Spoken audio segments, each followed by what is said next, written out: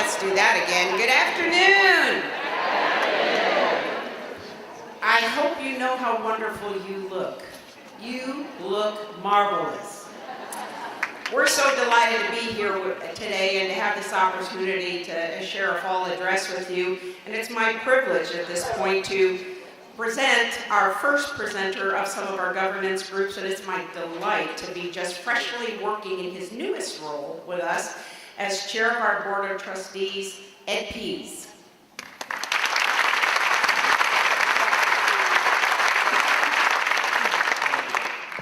Thank you, Dr. Curtis. On behalf of the ISU Board of Trustees, I bring greetings and best wishes for another positive and productive academic year. The board is acutely aware of the extraordinary effort required to navigate the challenges facing higher education today.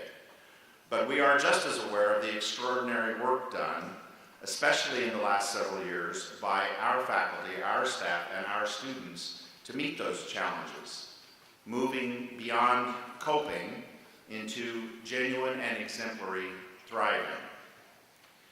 Providing focus to the work of the board is the strategic plan of the university, which in the case of Indiana State is not simply a document, but a continuously evolving statement of who we are, what we aspire to be, and how we intend to get there. And while the board is the statutorily required ultimate ISU decision maker, we are we're enthusiastically committed to sharing the governance of the university with its many components and the people who comprise them, to assure that decisions are thoroughly informed and properly taken through processes that assure both. We look forward to the adjustments to the plan being recommended by the campus even now. And we remain very optimistic about the future of Indiana State University under the leadership of President Curtis and her extraordinarily talented team. That combination is especially important in these times when university presidents are expected more and more to interact with and respond to external audiences. It requires a president who can clearly, concisely, and passionately tell our story to legislators, alumni, donors, families, and friends, and who can do so because she's backed up by a strong team of campus academic and administrative leaders who keep the campus operating as it should, fulfilling its mission with the same passion that she extols to others. We are so lucky to have both, and both the president and her team have the full and complete support of our board in turning our collective aspirations into a reality that changes lives here and beyond. Thank you for all that you do to make Indiana State such a special place. We on the board look forward to working with you in the year ahead to make it even better. And now it's my pleasure to introduce the chair of one of our partners in shared governance, the chair of the Faculty Senate, Dr. Tim Hawkins.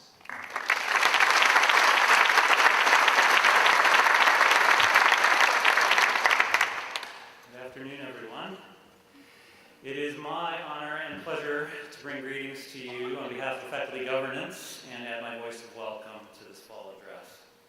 This day has long been an important milestone representing the symbolic start to the academic year.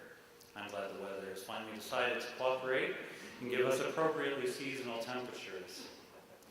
Appreciate in particular the opportunity to stand here as a representative of the hundreds of colleagues of mine who make up the faculty body of ISU. Your dedication to teaching, scholarship, and creativity is what enables the institution to carry out its fundamental mission to create, foster, and disseminate knowledge among our students, our local community, and the wider society. I would like to acknowledge that this is President Curtis's first fall So this is an important milestone in her own tenure. What this means for her presentation today is an open question. My guess is there's going to be a lot fewer charts and graphs than we're used to.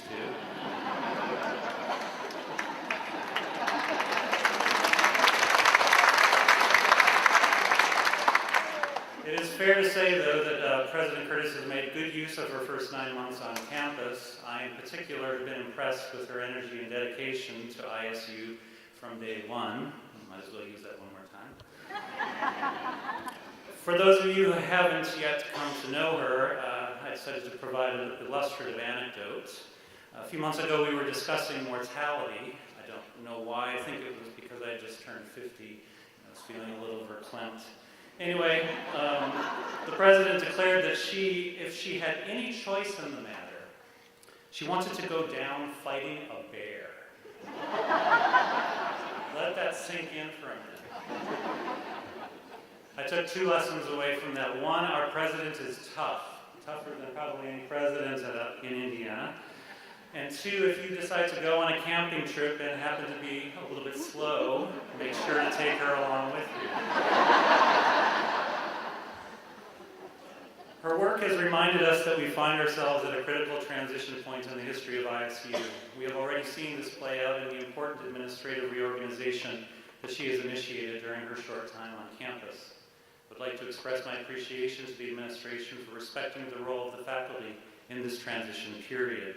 The President has made sure to include us in the discussions regarding the reorganization of academic affairs, enrollment management, and university advancement.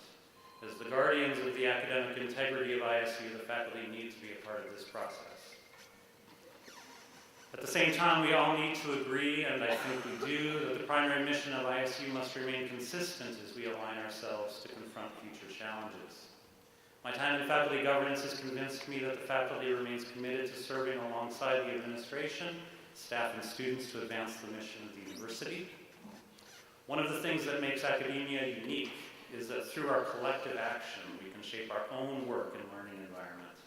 So long as we embrace this power, we will have good reason to welcome the potential inherent in every September as we gather together with our community members, the students, staff, and administration of ISU,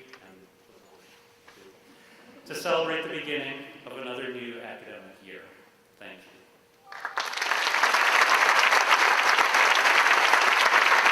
I'm now to introduce the Chair of Staff Council, Shaka. Thank you very much. President Curtis, Chair of the IC Board of Trustees, Mr. Al Pease, President of the IC Faculty Senate, Dr. Hawkins, President of the IC Student Governments Association, Mr. Lam, member of the IC community, I bring you greetings from the IC Staff Council. As a chair of the Staff Council, I represent 30 elected staff members who represent over 1,100 staff members at Indiana State University. Many of us are long-term employees of Indiana State University who believe that Indiana State is a good employer, it's a great university that provides quality education to our Terre Haute community, to our state, to our nation, and around the world. And also, as staff members, we are committed to this university, to our students, to our faculty, and to a quality education for our students and better working conditions for our staff. Please allow me to share with you some of what the over 1,100 staff members that I represent contribute to the academic, research, service, and engagement mission of Indiana State University. Staff members at Indiana State University are actively engaged in working with our students to be successful in their transition to college.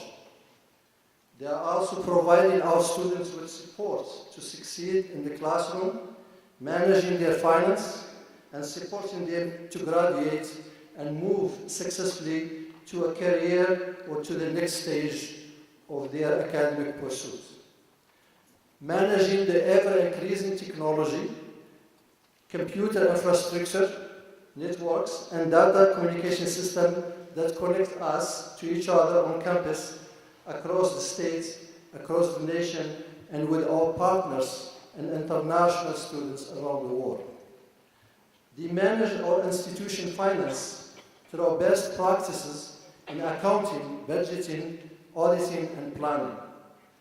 Designing and planning and maintaining the physical spaces where our students, staff, and faculty come together to learn, create, and help lead us into the future.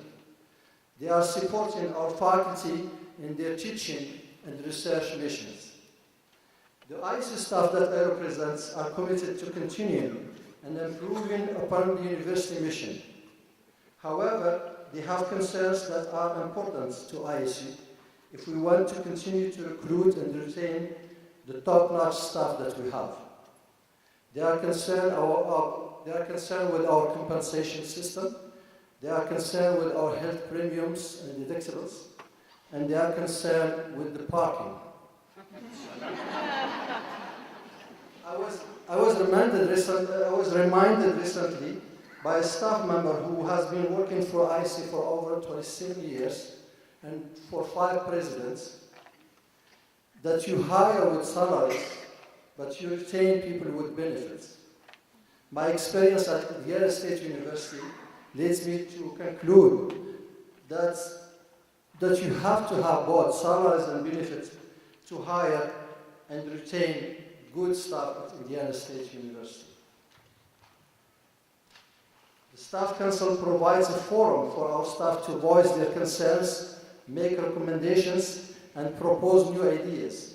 We work very closely with the university administration to address the issues and develop best solutions for the majority. Great things happen when we focus our efforts, and one of our focus is to support the mission and strategic vision of the university, and to support our staff to develop professionally and to provide them with engagement opportunities that suited their needs and interests. I would like to thank President Curtis and her administrative team for doing a lot of work, and her collaborative engagement with students, staff, and faculty across the campus as we work to move the university forward. When various groups are kept in the loop and understand the developments that occur within the university, and they are invited to participate as true partners, the institution prospers. I appreciate President Curtis and Provost Licaris providing the Staff Council with opportunities to be part of the shared governance at our university. I thank you for providing this opportunity to share my thoughts on behalf of the Staff Council. And with that, I would like to welcome Stephen Lamps, the President of Student Association at Indiana State University.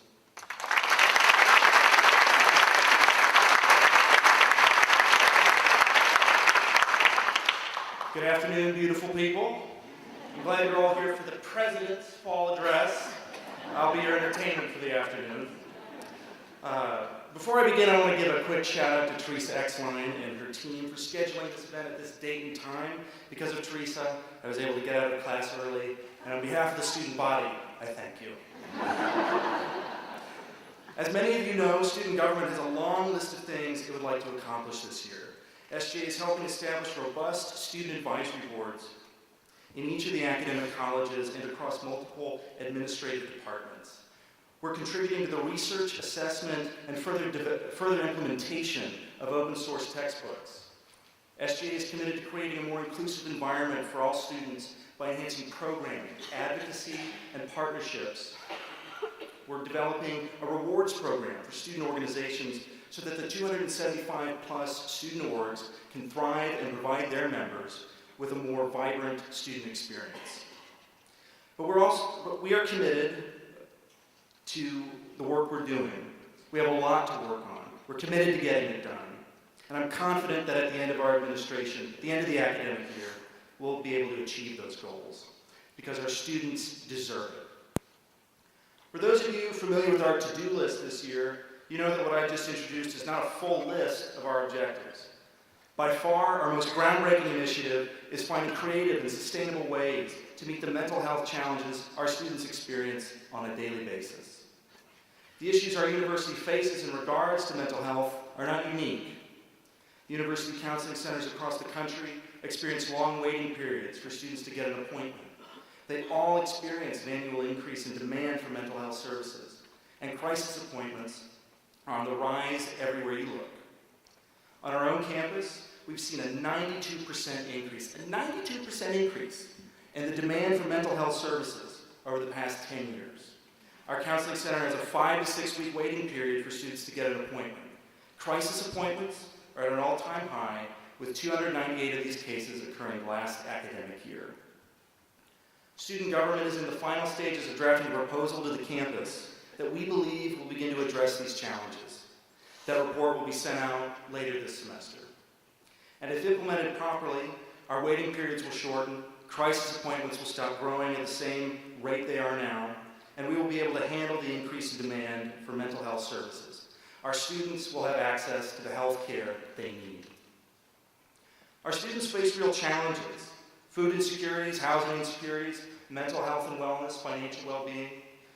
And our approach is a game changer, a once-in-a-generation opportunity for student government to make a landmark impact. This is our dream, and we have every intention of doing whatever it takes to make that dream a reality.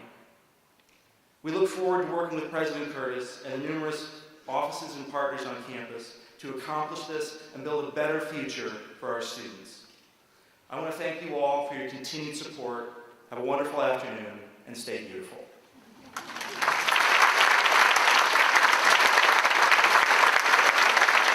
And it is now my honor to introduce President Deborah Curtis.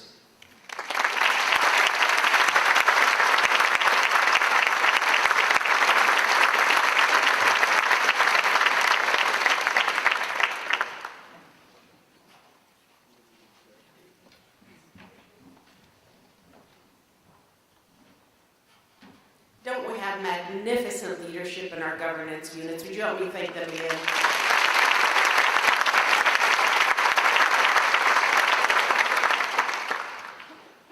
Well, here it is. And the good news, in just about 2.5 hours, it'll be done. Yay! Remember, my marker taught classes for 3 hours at a time. Anything under 3 hours is brief. I want you to remember that. Seriously, and really most importantly right now for us. And there it is. This is celebration time. This is a very important celebration time for us at Indiana State University. Your work on this campus over the past several years, including about the last decade, has been significant. When we talk about making an impact in this long history of this institution, you have done that. And today is about celebration. We want to continue the spirit of celebration throughout everything we do, because we need to take time to say, well done. We got that job done. Now let's keep going. Let's keep pushing forward.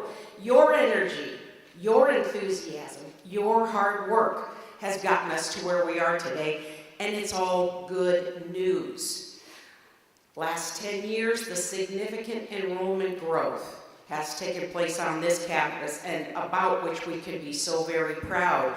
That means we are inviting more students into the opportunity that I so greatly appreciated. I won't tell you how many decades ago now. I want to say to Tim, though, before I go much further, when I'm 50, I'm going to go consult with you and see how it went.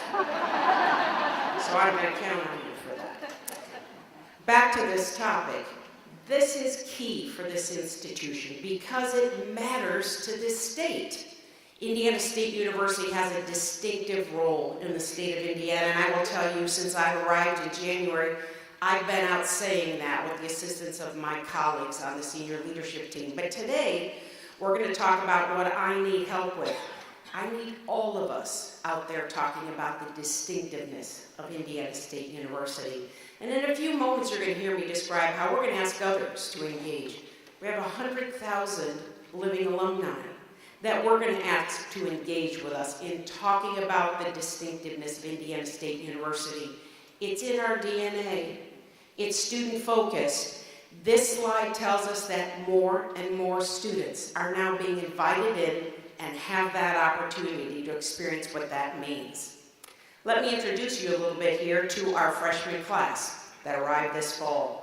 Some similar demographics to those we have seen before, with some distinctive qualities there. Indeed, we are still highly serving Pell eligible students on this campus, meaning generally low-income students. That's who we've always been. It is not a new phenomenon. We're as well inviting in first-generation students, and I proudly raise my hand every time I talk about that. One of the very important experiences I had this spring at commencement is the thrill to see those students come across the stage with their first-generation stoles. I haven't seen that at other institutions. It's a significant visual reminder for us about who we serve and how important this mission is to this state, to this country. 21st century scholars are still very strong in our presence. As a matter of fact, as we were able to share some of our data with the Indiana Commission on Higher Education, oh boy, the start of our budget presentation season, we were able to share that we have more 21st century scholars on our campus than any of the other institutions in the state, public institutions in the state. That's important not only to be proud of, but also to say we better be the best at it. So we're going to be talking about what does that roadmap look like as we move forward. And then 35% minority and diverse campus. So significant. That means we invite students from all kinds of backgrounds, from all kinds of communities, from all kinds of families to come together here on our campus and in our online programs and throughout any kind of off-campus opportunities to engage in the work that helps move them forward in their lives. It brings challenges because it means sometimes some students find themselves in a setting they've not been in before. But this institution is committed to saying that's our role, that's our mission, and we want to engage in that work. So we're very proud to say on a regular basis in Indianapolis and wherever else we go to visit, Indiana State University is the state of Indiana's university. We're still at that very high 78% of students who come to us from Indiana, and I tell legislators and policymakers, they stay in Indiana, and they raise their families in Indiana, contribute to the economy of Indiana, and many times retire here, at least for half of the year. So it's a real significant mission for this institution, and no one in the state compares to those kind of statistics. So who are our students? Who are the students that we're welcoming in? So our enrollment growth has included a variety of variables. One of those that I think is important to note is 31% of those students that came in as freshmen have a 3.5 or better GPA. We have a growing honors college. We're incredibly proud of that. Students are making a choice to come to Indiana State where they likely could choose any institution they want to. I want to share a personal story of a parent who walked up to me at our golf outing this summer for the President's Scholars, and he said, Deborah, I want to let you know my daughter's coming to Indiana State this fall as a freshman. She was accepted to multiple, I call them our big cousins in the state, institutions, but when we visited and we left, she said, that's where I'm going. And her dad said, well, what made you decide that? And she said, they made me feel like they wanted me to be there. That's who we are. And that's the experience students engage in when they're here. And that's what I'm lifting up. So you're going to hear me saying, as we get further into these slides, talking about we have indeed chased a lot of quantitative data. And you know what? We needed to be doing that at that time. That is what we needed to do. Now it's time to infuse some qualitative data. So you're going to see several opportunities where we're going to share some video with you. And we're doing this when we're out around the state, or as we go forward meeting with alumni to let them see the faces of the people that this institution has impacted and what they have to say about their experiences here. Average high school GPA, 3.17. Honors college, 1,000 plus. That's quite a wonderful transition for us at Indiana State. Now I'm making sure I'm not double clicking. So we are engaged in preparing the state's workforce. I've been very enthused to have opportunities to be in the presence of the governor a couple times where we've stolen moments to just nod our heads at one another, because we have a governor right now who is absolutely focused on workforce needs in our state. And there's work to do, there's no doubt about it. But he's totally aware of the fact that that's what we do, and we've done for years, and we're going to do even more. So I'm grateful to tell you we are now getting some employers directed by the governor, go talk to Indiana State. That's what we want to have happening. And that's how we're going to respond to the needs of the state. Our on-time graduation rate for the fall for students is 9.3 percentage points up in the last 3 years. Those are the kind of metrics that the commission wants us to be paying attention to, and those are the kind of metrics we should be paying attention to. How do we move students forward in a productive way? And if you'll notice at the bottom of this slide, this is what I keep saying about the modifications in our strategic plan. There's only one definition of student success, and that means degree. That's what students come here for, and that's what we are engaged in focusing upon to move them forward. So I want you to see this little clip briefly. For those of you who were at commencement, you heard her, but Shaylin McNeil, who was our student speaker at commencement, who truly describes this experience.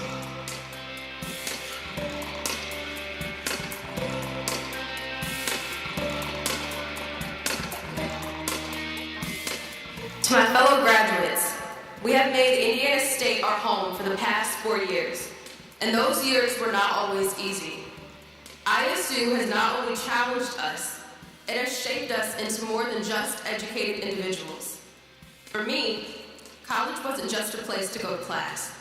It was a place where I had a daily self-reflecting battle of who I was and who I wanted to become.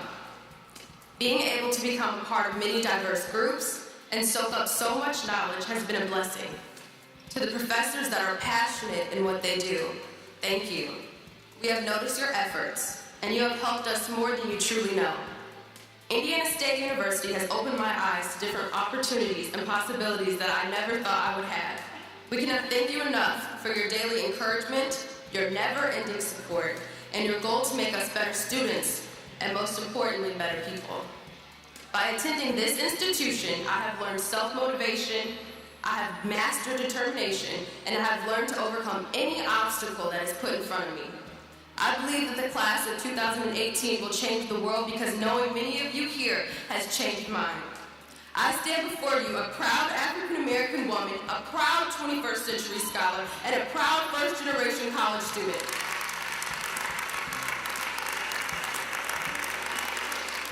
Someone recently asked me in an interview set of questions, when's the last time you had goosebumps? There it is, right? There it is right there.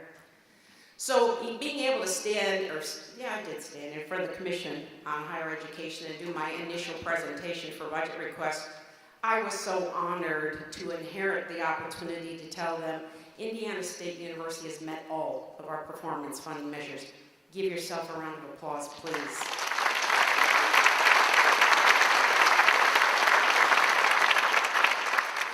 We can certainly go back and forth about what these particular measures mean to us. I'll tell you my most common recurring comment about performance funding measures is not all institutions have the same mission, so therefore not all the same metrics are as relevant. And we're delivering that message on a regular basis, but we expect to be accountable, and we will be accountable because it matters to whom? Our students. Those are the beneficiaries of our ability to move them forward in their progress towards achieving their goal of earning a college education. So degree completion is up 34%.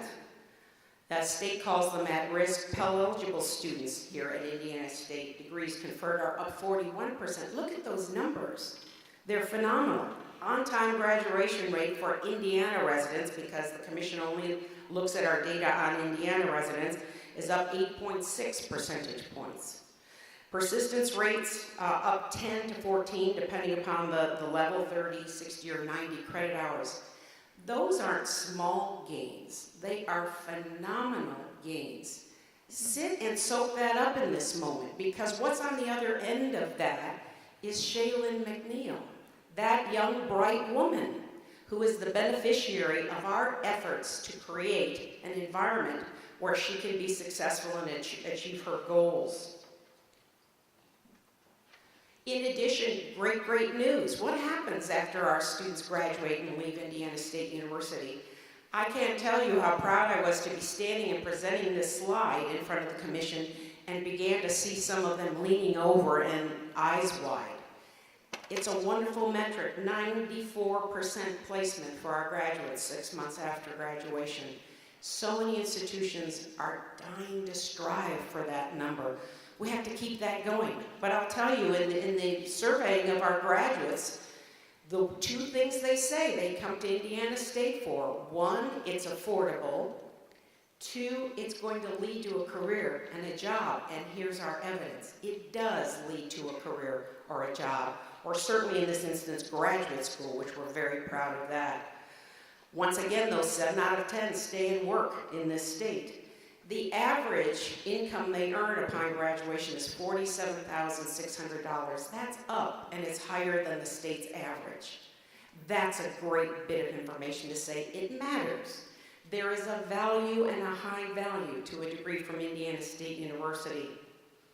So the next little clip I want to share to you is talking about the experiential learning that some of our graduates have engaged in here that made all the difference in them being able to have that first destination success. If you'll join me here, taking a look at Rondrell Moore, who's one of my faves. Every time I see him on TV at night, I go, he's a Sycamore, he's a Sycamore. And as well, Kyle Varble, who's with Rolls-Royce.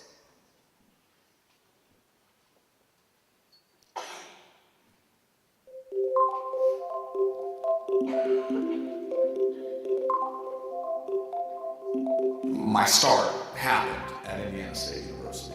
I learned all the ins and outs of video, all the ins and outs of broadcasting, how the camera works, how television works, how to communicate with all types of people. Writing was a very important part of the process, and I can honestly say I would not be the writer that I am had I not had those journalism courses. Through the Networks program, not only did we have weekly seminars, we would talk about public speaking, another would be networking, another would be interviewing. I was also fortunate to travel abroad for 8 weeks in Europe and was able to go to the Czech Republic, Poland, Hungary, the UK, Italy, so quite a bit of international travel. Working here at Rolls-Royce is incredibly interesting. What we're doing every day literally is defying physics. Indiana State University, along with the Networks program, gave me the skills and development that I needed to become successful. By September of my senior year, I was incredibly fortunate where I'd already secured full-time employment here at Rolls-Royce 6 or 7 months ahead of graduation. I was able to get a lot of international experience, community service, and professional development along the way. Definitely helped prepare me and excel me to where I am now.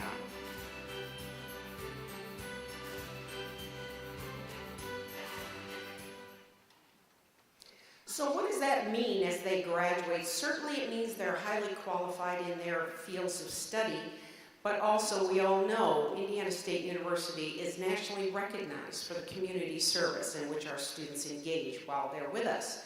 And what that translates into is who they are when they leave us and go out into their communities and how they engage in their communities. They learn that here. And I'm going to in a moment say something about how that's modeled for them as well. So as you can see, how many students are engaging in activities such as alternative spring break, providing community service leave to faculty and staff as a key significant contribution from this institution. All of the hours of service throughout the community. You look at that last bullet, nearly 1 million hours of course-based community service. That's a commitment that we live by at Indiana State, and I promise you that when our graduates go out, their employers as well as their communities see that commitment. Our Donaghy Day program was a second time this fall, but I was able to see it for my first time. And any business that I went in during that week that it took place on that Monday, I was hearing from people who had recognized who I was, that how grateful they were to see our students out and about in the community and doing that work. we're going to be being more and more intentional about being visible in what we do, and I'm going to say a few things about that in a moment. But our faculty and staff, take a look at this. I've said to my colleagues that we need a billboard for this, I think, if I'm not mistaken. Faculty and or staff serve on all of these local boards. So Indiana State University is present in all of those community-based opportunities, and I'm going to imagine there may even be more than we have up here. This doesn't even take into account that the work people do in their churches or in their other community endeavors that may not be necessarily recorded in our database. We're going to sing that loudly because Indiana State University makes a difference in Terre Haute and the Wabash Valley, and by your example, our students learn from that. Thank you so much for that. We've got a clip here. Dylan Stoltz talking a little bit about the ISU Dance Marathon and what a number they hit this year. Once again, shortly after that event, I was outside of Indianapolis at an event where folks unconnected to Indiana State University were raving about the dollars that were raised through the ISU Dance Marathon for Riley Children's Hospital, and a little bit about our Timmy Global Health Program collaboration as well.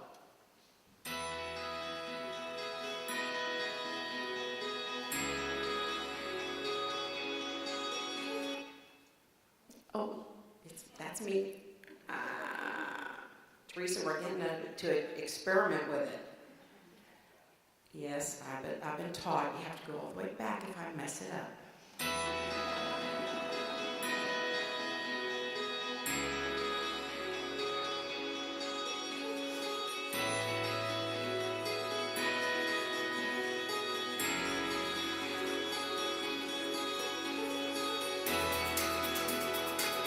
Indiana State University Dance Marathon is part of the Children's Miracle Network Dance Marathon program. And our signature event is a dance marathon in the spring where students dance for 8 or more hours in honor of the kids at Riley Hospital for Children.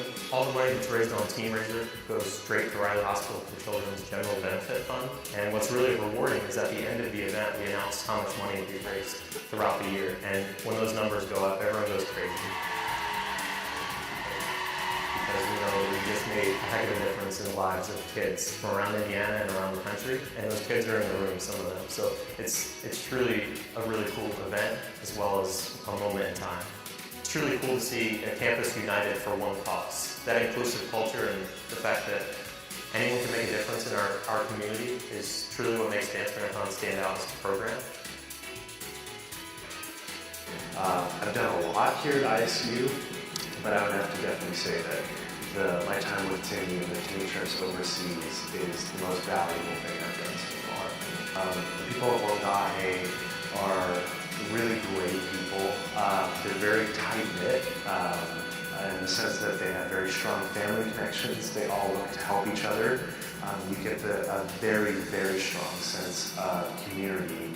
I'd say it definitely opened the eyes to a lot of people who hadn't really traveled outside of the United States. I think it made them aware of how blessed we are in the area that we live in, but also that the problems that exist in maybe third world countries also exist in the United States. So I think it was also recognizing what you can do at home and what you can do abroad.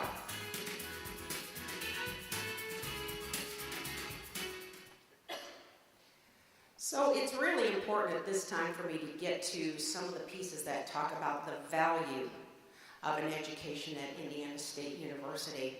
And I will tell you, that's what I remember from my program work here years ago, were the amazing, brilliant faculty members with whom I worked. Here are a couple examples of those faculty members who are engaged here today and an example of who they are in our environment and what a significant benefit it is to our students to come here and work with the faculty that we have at Indiana State. Joy O'Keefe, I've been talking about her because there's just something incredibly compelling about a BAT Center anyway, but also about the work that she's doing in her research. And certainly Rusty Gonzer here as well in the Indiana State Center for Genomic Advocacy. These are two professionals who teach our students all the time as well as do their research, bringing in 6- and 7-figure grants to Indiana State University in order to engage not just graduate students in this work, but undergraduates in this work. Give them a view of what it looks like.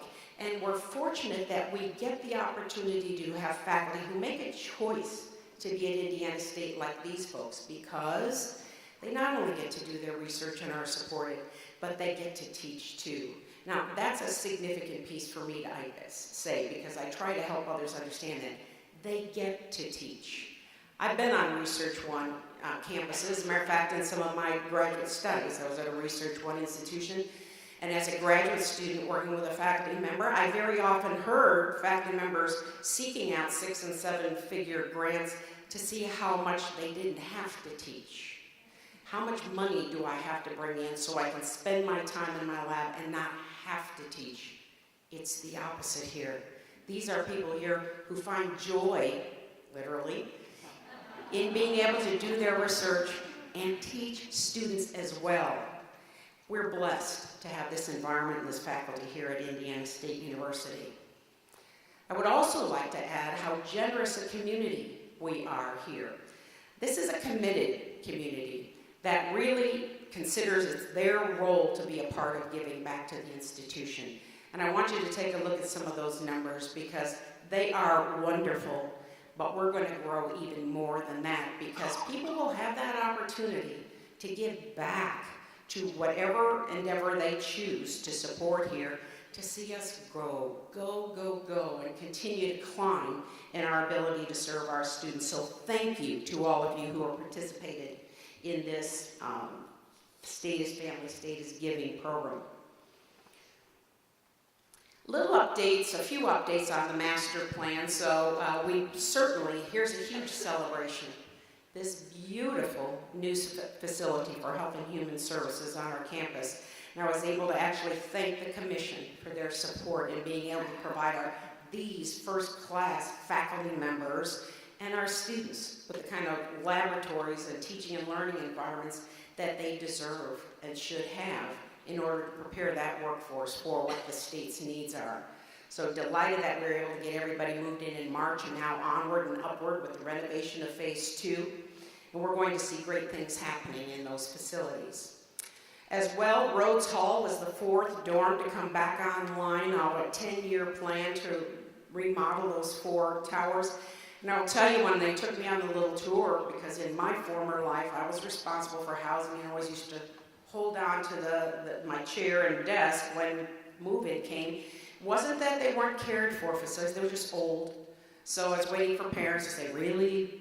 Really? I said, I'm going in here and I'm going to look at this facility like I'm a parent moving my student in on the first day. And my colleague said, okay. And I went in and went, wow. If you've not been in those towers, go in and see it. And it's not just when you walk in. Going up into those floors and seeing the living and the learning spaces available to our students, it's just really wonderful. So proud. So for my colleagues who are responsible for housing, you haven't earned it with the tough things I went through, having to defend old, dilapidated facilities. I'm glad they have the opportunity to be proud of where we are with these facilities. Fine Arts Building is under construction. As a matter of fact, they're driving piles, is that what it is? Driving? Anyway, they're getting it done with an intention to reopen next year in time for the fall semester. There's so many beautiful qualities of that building originally, and what I'm delighted to see Indiana State University does so well, because we walk through mid-demolition time in the spring, is we're going to retain some of those beautiful features, but turn it into the teaching and learning space that we need for our students and our faculty at this time. So stay tuned. We'll certainly celebrate that when we have that opportunity to move back in. A little bit, once again, in between all those beautiful dorms is a dining facility that, to tell you the truth, when I walked through, I thought, wow, this is pretty good. Not good enough for Indiana State. So we're undergoing a $16 million renovation of Sycamore Dining in collaboration with our colleagues at Sodexo, to whom we're very grateful for doing this with us. This is going to be a state-of-the-art living and dining experience for students, so that is underway as well. Then the project that seems to just go on and on, doesn't it? But good news, good news. I said, couldn't we just park some dumpsters outside there just so that we can have them there? Well, we're about there. Of course, we found ourselves in an environment in the economy where as we went out to bid, steel prices had gone through the roof. And we know that there are pluses and there are cons to a booming economy. So we're rebidding it. As a matter of fact, this week. We'll be doing that. We expect to open those bids and start moving forward in earnest in October, but we have been engaged in doing some of the asbestos abatement in there already, pulled out the kitchen, so some of those pieces are already moving forward. But stay tuned. We have, of course, and you see here in this design at the bottom, the redesigned look. I think it's not what we saw to begin with, but I think what you're going to see as we look at that facade going around the building, it's going to have a metallic look to it that will change in different settings, whether it's sunny or cloudy. It's going to have some appearance of movement to it. I'm really excited about the look of that. Plus, we're enhancing that entrance so that it really looks like you've arrived somewhere. That's not where it stops. We still are able to retain some of the interior modifications that we had hoped to do to begin with. So stay tuned. We're going to be really happy to move into a newly refreshed building that we don't have to use baling wire and Band-Aids to keep the systems running. That'll be very excited. I know, I'm looking out at Jim Jansen out there. He says, yeah, that would be good. Very exciting thing coming up, but it's days away. Starbucks, yes, you can cheer now. Coming to a campus not only near you, the one you live on. So some of folks are being invited in to kind of kick the tires on it, and then we're going to move forward with that opportunity to be there. I'm going to imagine, I'm great at predictions, we're going to be seeing each other a lot there, right? Do you think? I'm pretty sure we will be. Then one of my requests in the budget request to the commission, it was the main request, was we've asked them for $18.4 million for our next renovation opportunity, which would be Dreiser Hall. And let me talk about how we've described the significance of this building. And by the way, when the commission was visiting us here this summer for their meetings, our colleagues took them on a tour of the building to point out, first of all, some of the tremendous accessibility challenges we have. I learned it firsthand when I came in. You better go in the right door to go to the place you think you're going to. Otherwise, you're going to spend some time walking around outside, finding the way in. So that is a significant challenge for us. But also, I wanted to lift up that this is the epicenter of the future of our strategic enrollment management. Couple of pieces. That student video facility is in there. Our Sycamore video folks were here today, and we're very excited about that opportunity to enhance that. The yearbook is over there now. Also, the radio station is in there, but and that's all our experiential opportunities. That beautiful little theater in there could really appreciate a little bit of a facelift. But as well, our distance education classrooms are in that building. So what I've described that to them as saying, when there are 700,000 Hoosiers with some college and no degree out there, there's a role for Indiana State in meeting those needs. And what I suggested was distance education is going to be a key piece for us. So we would very much appreciate the opportunity to create a state-of-the-art environment to reach Hoosiers and invite them into an Indiana State University experience. So stay tuned. I must tell you, I don't think I've said this to Diane privately, so I'm saying it in front of all these people. I don't think I realized that the budget presentation season wasn't more than just going week before last, and okay, we're done. Oh no, this goes on and on and on. But we're going to be really straightforward in what difference it makes. And I will tell you, in those opportunities present, because it was very important for me to hear some of my other colleagues present first. When I say a modest request, $18.4 million doesn't seem modest, but truly, it was a modest request compared to what others were asking for. I'm very encouraged that we'll be able to make that case that this is significant in need for Indiana State University, and hope that's where we'll be headed with it. So as we talk again about the impact that Indiana State University has on this state, I want to continue to reiterate some of the points that you see here. Indiana State University has maintained a commitment to driving the economy in the state of Indiana. So we always want to put these numbers up, but I think it's important for all of us to see them and think about them and talk about them when we're away from here. $475 million statewide economic impact annually from this institution, this state. Over the last 10 years, $300 million worth of construction projects, which is workforce impact. 5,000 jobs are supported by ISU's economic impact. There were 76,000 visitors to our campus annually in this region. The Riverfront Lofts, and you see our wonderful new dean, College of Technology dean, out there, and her husband on the balcony of their condo at the Riverfront Lofts. An amazing partnership that was able to take a building that, and I chatted at the ribbon cutting with the gentlemen who were part of the contracting group, and they said if we had to tear it down, because it had a pretty lofty price tag, that it has 16-inch cement floors in it because of the purpose of it. He said that would have been something to try to take that down. And now it's been repurposed. If you haven't been in it, you need to go see it. They're phenomenal. And of course, it contributes to that effort to say, look to the river. How can we enhance between 3rd Street and what takes place, 3rd Street and the river, the opportunities in this community for folks? So it's about half fill right now, and half of that is students. They think it'll probably stay about 25% students as they grow the residents there, but it's just a wonderful opportunity to lift up those partnerships that we're engaged in. So now I'll shift our attention to the strategic plan, and you may be familiarized with it if you were so on top of it when that link was pushed out to you that you've done all your studying of the plan. But you probably recognize that that link came out last week, and what we're asking you to do is take a look at what the tweaks are. Remember, we're in a 16 to 21 strategic plan time frame, so we're just making some minor adjustments. But I'm going to tell you that we're making a commitment to annually tweak, to make sure that the strategic plan we are engaging in is alive, it's dynamic, it's active, and it's taking us in the direction that we intend to go. So a few changes that you'll note in there, and we'll look at a few of these moving through, are number one, there are 5 goals now instead of 6, and I'll describe that. There are broad-based strategies for each goal.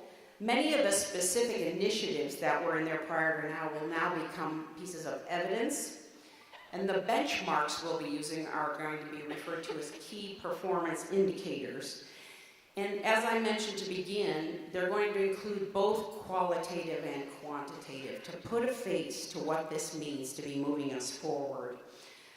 We're going to review annually, and we'll provide, we ask you to provide your feedback by October 4th. So please get in there, click on the link. There's an opportunity for you to provide comments.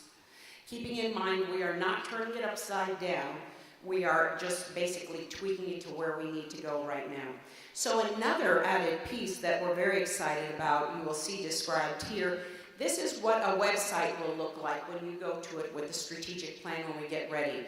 Each goal will be listed. You see the plus mark over to the right. As you start taking a look at the goal, if you wanted to dig deeper, you're going to hit that, click on that plus mark and dig into what's beyond there. And that's where you'll see some of the details. And by the way, this will be a site available to the public. So we will be driving legislators to this as well to take a look at what we're doing.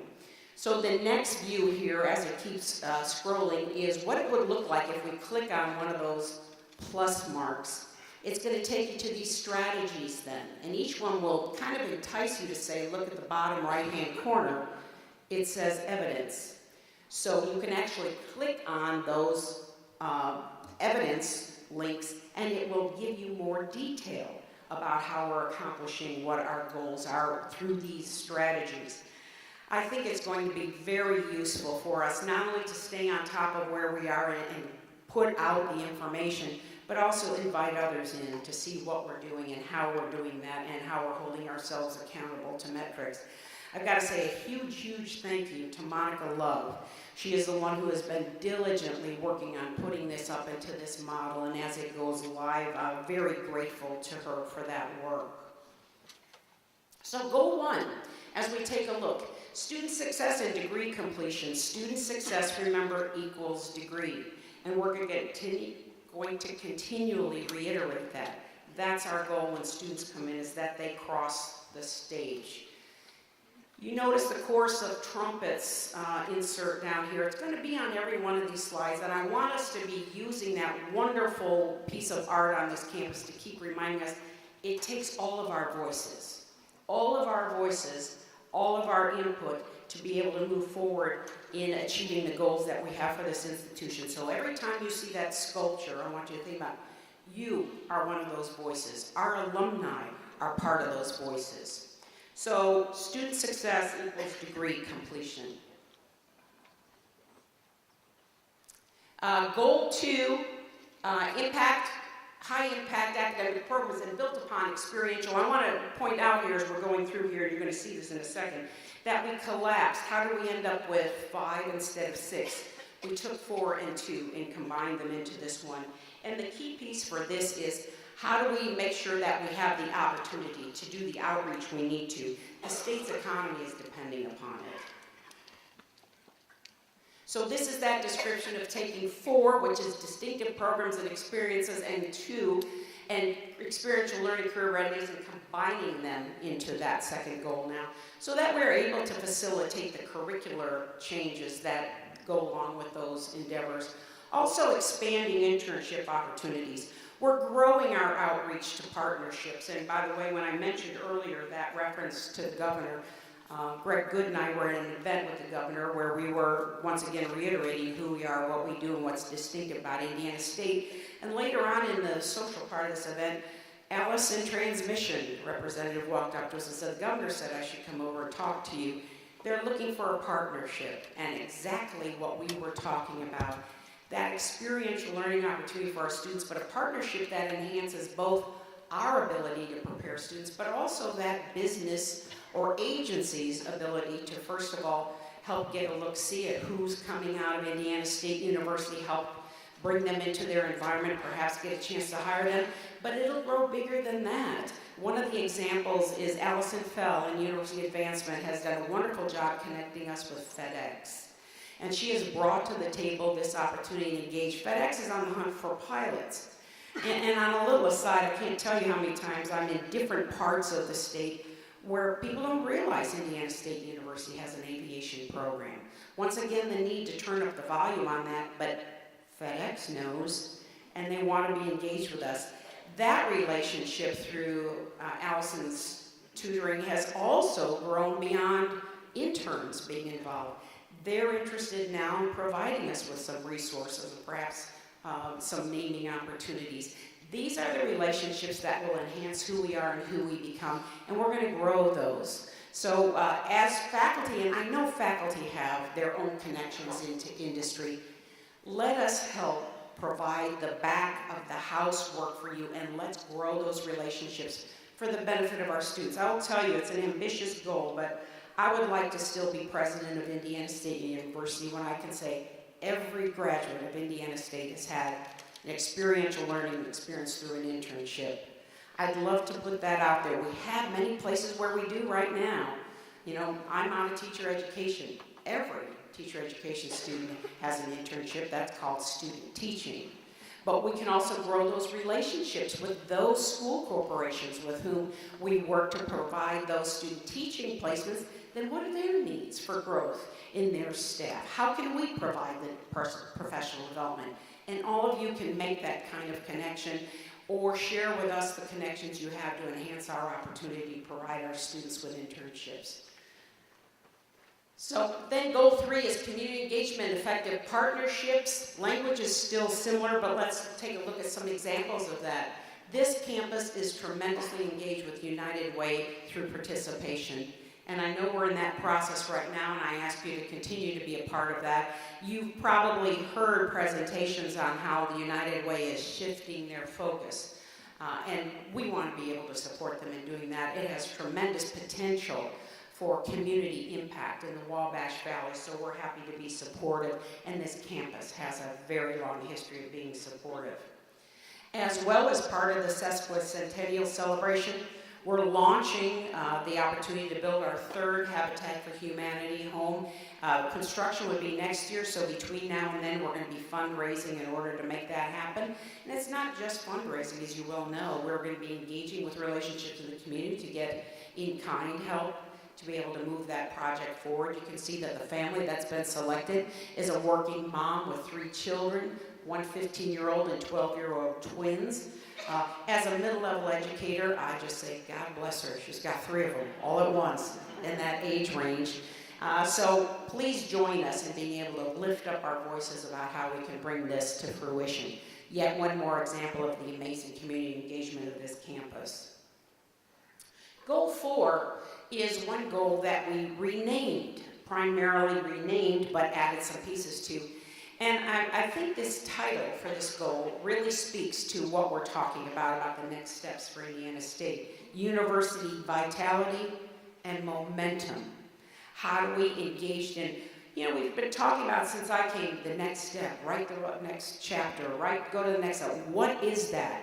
Well, these are the strategies we're talking about that will engage us in the opportunity to do that. One of those pieces under Provost LaCar's leadership is going to be rethinking the strategic enrollment management efforts and creating a plan. Because we've done well at growing headcount at Indiana State University, and now it's time to take a look in a more sophisticated way, and this is where we need faculty participation, to take a look at how do we shape the admissions process based upon those students who have been successful at Indiana State University in the past and have a much more robust set of variables through which we admit students to Indiana State University. As well, sometimes students aren't ready for that opportunity, so I want to thank Linda Mall and her staff who are now talking with Ivy Tech. How do we perhaps start thinking about something like a dual admissions program where students can picture the t-shirt, Ivy Tech, Indiana State, right there, Venn diagram, more creative people than I will design it apparently. But that student is admitted to say, yes, you go to Ivy Tech and stay on this path and be successful. We'll co-advise while you're there, so you're moving through, and we will make that transition to Indiana State as smooth as possible for you to be successful as you move on. That's the next chapter of what we're talking about, our vitality and momentum. A key piece, so excited to put this one up. For those of you who were able to meet Andrea Angel when she was here interviewing for the vice president's position, you will understand, and I'm so thrilled once this announcement has been out, how many people have said, that's exactly who we need. An energy, a commitment, experience, and by the way, a Hoosier, coming back to the state from Arkansas, who's really energized by the idea of the potential at Indiana State University to work with our advancement area and grow our philanthropic giving. We've talked about those 3 legs of the stool.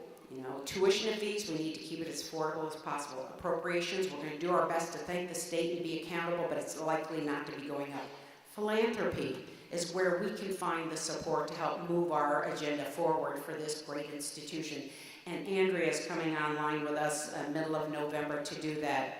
I cannot miss this opportunity in front of a large audience not to say how very grateful I have been to Doug Smith, who's spent the last several months with us, came 4 days after I arrived, so I was told him I was far more experienced than he at Indiana State. But I don't know how we could have made the reorganization plans we have in this time to be able to attract a high-quality candidate to this vice presidency without his support. Will you join me in thanking him right now, please?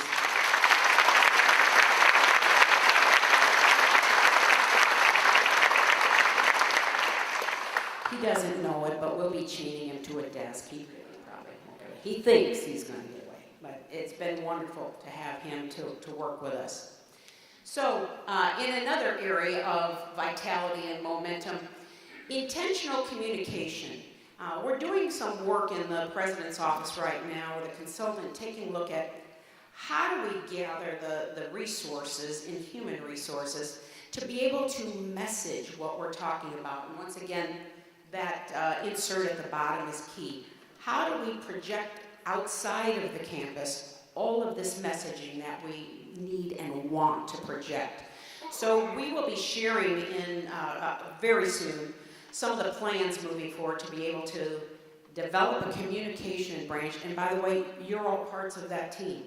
We all need to be together in developing this messaging and then sharing it, not just in this region, but throughout the state and throughout the Midwest. Because this opportunity to come to Indiana State is something that I'm on a mission to banish this phrase in Indiana. Wow, Indiana State University is one of the best well-kept secrets. I'm not having any more of that. And I need your help with that to be able to move us forward and lift that up. So please join us in that. Advocacy starts at home, and that's a key piece. Indiana State's mission is too distinctive to the state to not have it supported and not have it lifted up. So we know there are changing demographics out there in the college-going population around the country. That's our wheelhouse. Those are the students that we have geared up to serve. We want to invite more of them in, so join us in that effort. Whoops, I think I jumped one. Goal 5, employees, and I think I might have jumped 2. Employee success, it remains as now our 5 instead of our 6th goal. And yeah, and I'm flipping back and forth. Here's what I'm really delighted to be able to tell you today. There will be no increase in the health benefit premiums for employees in 2019.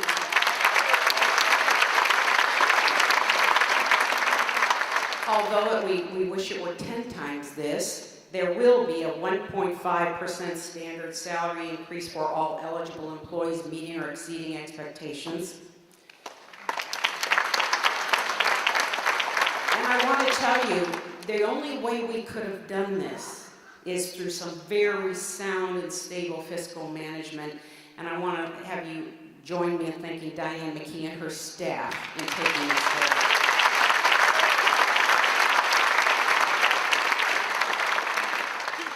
I'm really delighted as a new president to say these things to you. Now keep in mind, there are ebb and flows out there in the economy, as well as we saw a bit of a dip in first-time, full-time freshmen coming to Indiana State this fall.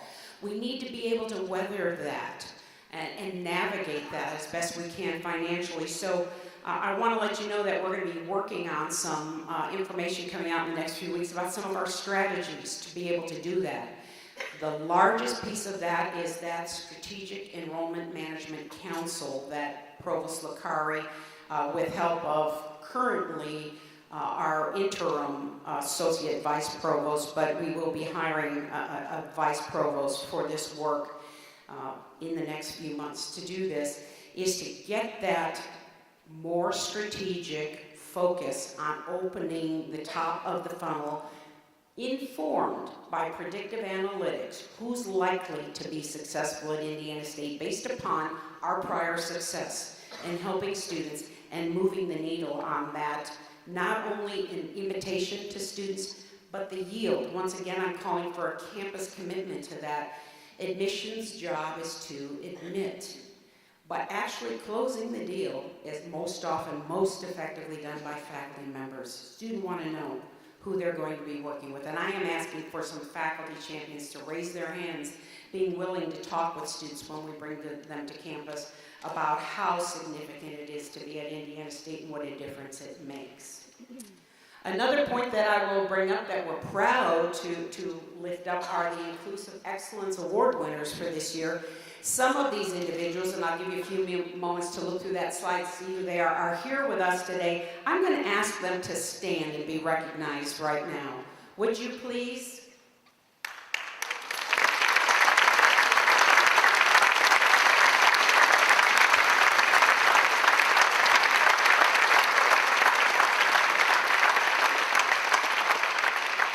So just to have one more opportunity to talk about them. The students in the upper left-hand corner, I don't believe that any of them are with us today. They were graduate students who engaged in a project that actually extended all the way to the national athletic training system on LGBTQ issues in that field, and they did a phenomenal job. They're actually all three out and employed and serving in those roles at different institutions. We had them on the phone when we had this opportunity to lift up our colleagues, and we're delighted to hear of their successes. Carolyn Roberts from the Vigo County School Corporation has done wonderful work, not only in the school corps, but in the community. And then our wonderful team from University College, who you just congratulated, who every day come to work and make sure that all students have the opportunities at Indiana State that they should have. And of course, then Aziz Arrington Bay, Associate Professor for us on campus, who has been identified as a faculty staff. Thank you to all of those. You give us a role model to aspire to be, and we're eternally grateful. So here are a few pictures of some of our alumni. And this is a project that I'm so grateful and have to lift up, not only for her support in developing this presentation today, but Teresa Exline took on this project with gusto and has been engaging in a thought that I had early when I arrived. We need to capture some video of our alumni. We have so many successful alumni out there engaging in work and life that make tremendous contributions every day. And we need a place to direct folks to hear them talk about that. So I want you to know there will be a place to click on our website to see these, but we're going to continue to add to that library of videos. I'm going to share one of them with you right now. I am grateful for what I got out of Indiana State. I finished my bachelor's and opened my own company, Wabash Advertising. Terre Haute gave me a base, and it was an easy place to get out of on a plane. So I did that. I learned how to fly. I had another opportunity as the two oldest agencies in Chicago merged, and they were looking for people, and they hired me as their executive vice president. They didn't have real creativity. I said, you have to find a genius. And I had read about the work of a genius in Chicago by the name of Draper Daniels. And we worked well together. I ran the agency, he ran all the creativity. The 1960s were the heyday of advertising. He did The Marlboro Man. He did Sorry Charlie, The Best News Morning, Ho, ho, ho, for the Jolly Green Giant. Ho, ho, ho, Green Giant. I never had a date with him before he proposed, but we had a happy marriage and a good marriage. I like to be different. I like adventure. I have always told young people to find what they like to do and then try it. There's nothing wrong in trying, and if you scrape your knees, you put on a Band-Aid and come back. But do what you love. And I've always done what I loved.